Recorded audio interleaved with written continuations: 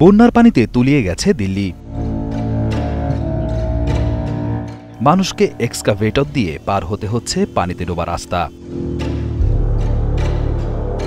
ভারী থেকে অতি ভারী বর্ষণে বিপর্যস্ত হয়ে পড়েছে ভারতের রাজধানী। কয়েকদিনের তাপপ্রবাহের পর ২৭ জুন বৃহস্পতিবার রাত থেকে অতি ভারী বৃষ্টিতে রাজধানী জুড়ে বন্যা পরিস্থিতি সৃষ্টি হয়েছে।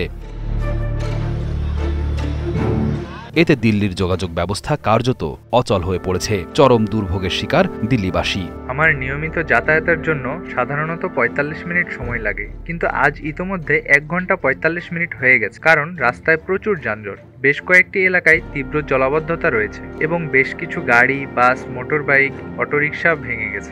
গত কয়েকদিন দিল্লিতে তীব্র তাপমাত্রায় হাঁসফাঁস অবস্থা বিরাজ করছিল। দিল্লির কোথাও কোথাও ৫০ ডিগ্রি সেলসিয়াস পর্যন্ত তাপমাত্রা রেকর্ড করা হয়। রাজধানী ও এর আশেপাশের এলাকায় তীব্র পানি সংকট দেখা দেয়, কিন্তু বৃহস্পতিবার রেকর্ড পরিমাণ বৃষ্টিপাতের কারণে রাজধানী জুড়ে তীব্র জলাবদ্ধতা এবং বিশৃঙ্খলা সৃষ্টি হয়েছে। প্রচন্ড বৃষ্টি হচ্ছিল আর আমি আস্তে আস্তে ট্রাকের পেছনে গাড়ি চালাচ্ছিলাম। হঠাৎ করে আমার পেছন থেকে একটি ট্রাক আমাকে ধাক্কা দেয় এবং আমিও আমার সামনের ট্রাকটিকে ধাক্কা দিই। দিল্লিতে ২৪ ঘন্টায় ২২৮.১ মিলিমিটার বৃষ্টিপাত রেকর্ড হয়েছে। এই পরিমাণ বৃষ্টি পুরো জুন মাসে দিল্লির গড় বৃষ্টিপাতকে ছাড়িয়ে গেছে। বৃষ্টিতে তাপ থেকে রেহাই পেলেও এই স্বস্তি ব্যাঘাতে রূপান্তরিত হয়েছে। ইন্ডিয়া মিটিওরোলজিক্যাল ডিপার্টমেন্টের তথ্য অনুযায়ী মুষলধারে বর্ষণ বছরের এই সময়ের জন্য স্বাভাবিকের চেয়ে ২২৬% বেশি হয়েছে। শুধুমাত্র দিল্লি বিমানবন্দরের আশেপাশের এলাকায় শুক্রবারে মাত্র ৩ ঘন্টায় ১৪৮.৫ মিলিমিটার বৃষ্টি হয়েছে, যা আগের বছরের জুনে রেকর্ড করা মোট বৃষ্টিপাতকে ছাড়িয়ে গেছে।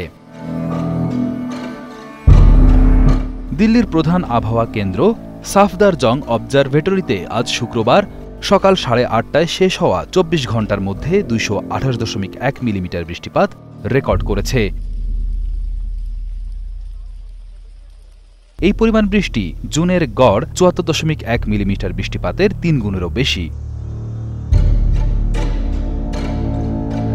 কমপক্ষে ১৬ বছরের মধ্যে জুন মাসে সর্বোচ্চ বৃষ্টিপাতের রেকর্ড এটি।